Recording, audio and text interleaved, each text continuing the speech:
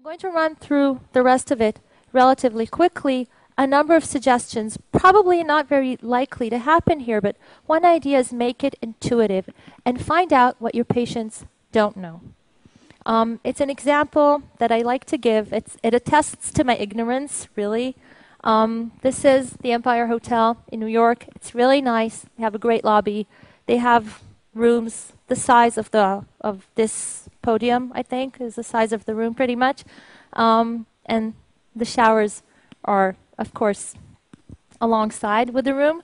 And when you get in the shower, it's very hard turning on the hot water. I'm not sure why, but I've stayed there a number of times and it's hard. And I've heard people go to the receptionist at the lobby and saying, I couldn't get on the hot water, I took a shower in the sink. I doubt that the managers of the hotel planned it like that, okay? It saves water, but it sort of hinders your reputation. Do they even know that this is a problem? I'm not sure. I'm not sure they understand what an embarrassment and what an inconvenience this is to their clients. So maybe something like this is going on in your clinic. I hope not. But if it is, would you be able to know about this? Would you have the information? Would you be able to fix it? I've spoken a lot about knowledge. Knowledge isn't everything. Ask Penelope Cruz. Not because beauty is a main thing. That's not a topic of our conversation today. But because she knows smoking is bad for her and still she smokes. Why? Because even when we know we need to do some things, we're not always motivated. So the 4 M's are motivation, motivation, motivation. It's key. I think with IVF, you're almost spoiled in the sense that you have highly motivated patients. But still, when you want people to be motivated over time and protocols that are not always so much fun to follow, you want to make sure that doing the right thing feels good, is rewarding immediately, because injecting yourself can't be that much fun, right? So how do we make sure that doing the right thing feels good? We assign meaning. We motivate by assigning meaning. We don't just give people numbers. We give them meaning. This is good. This is bad. You're doing great. And what we see here is a system where you can mark your own glucose level. And it says hello from Glucose Buddy. It's a really nice glucose app. If anyone's interested, I have absolutely no commercial investment in it. And it tells you what your blood sugar level is. It's 120. Is that good? Or bad?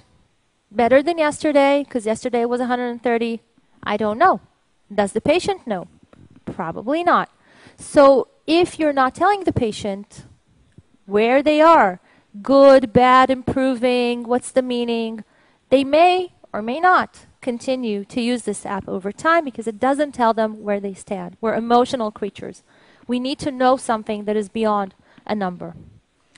I love this example. It's from a company called Hilarium. They monitor health and they try to promote health and prevent chronic disease. And they approached me a couple of years ago and showed me these. They had 2 more clocks. And I said, that's great. And that was clearly developed by engineers. And they didn't like this because engineers are wonderful at creating systems, but they're not always wonderful at helping assign meaning. Where do I stand? I'm a person, good, bad, at risk, really worried, should go to the ER, I'm dying. Where do I stand? And then they added this little button here that says, overall, this is your heart disease risk. It's not very high. You're still in the green zone, but you're approaching the orange zone. And they say, well done. Hey, well done. This is good. This is nice. This is motivating. If it's motivating, I will continue. If it's not, I may drop off. Okay. Putting a picture of a cow is a little bit disconcerting. Why did I put it up here? Because I heard over the radio a study indicating that cows who have a name, this is for real, cows who have a name, like Daisy or whatever, as opposed to cows who just have a number, produce 4% more milk. I think it's amazing. And I think it means that, I don't want to say cows like to be treated as people, because I don't know they have this thought process, but they have feelings too, and people clearly have feelings. So when we speak to the person, not as patient number, but as a person, she's more likely to adhere and to be motivated. We see this with HIV, and people who have HIV know that they should be very, very adherent, or they might as well not take the medication. HIV patients who answer one question, "My doctor knows me as a person," are more likely to adhere to the treatment. So this is crucial. This is critical. You can be the best physician on earth, but if the patient feels that she is number 1455 and not Sarah or Amanda or someone who likes yoga or golf or whatever, maybe she's less likely to adhere. The cost of personalizing can be minor, but the benefit is huge. And I want to show a nice study from the University of Michigan where they used personalization in their communication in a smoking cessation intervention. Very difficult to make people quit smoking. What they did is they tailored it. You're a man, you're going to see a man. You're going to hear about his age.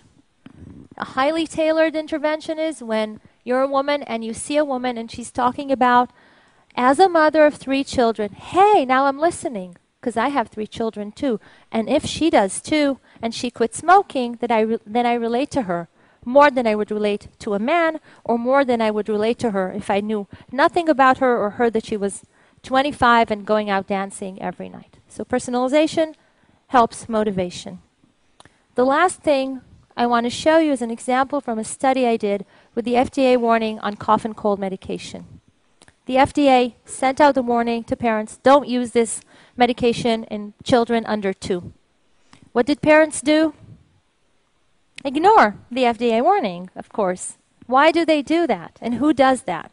So we found out that experienced parents who have already had children under the age of 2, the kids are older now, and they gave the medication to children, and nothing happened. They're more likely to ignore the warning. So experience creates an immunity to the information.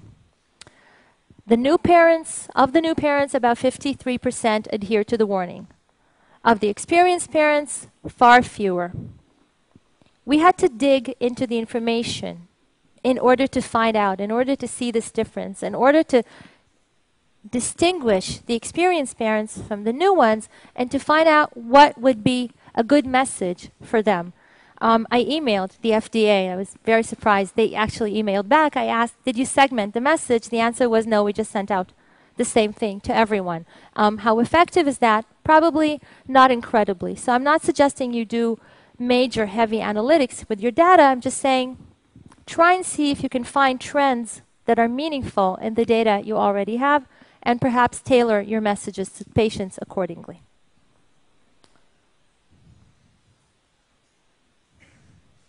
Okay. So in conclusion, I hope I convinced you that behavioral insights can make a difference, that you should avoid the 4 no-no barriers to patient comprehension, which are talking above patients' heads, not managing expectations, giving too much information, and sending patients home with nothing, with no written communication.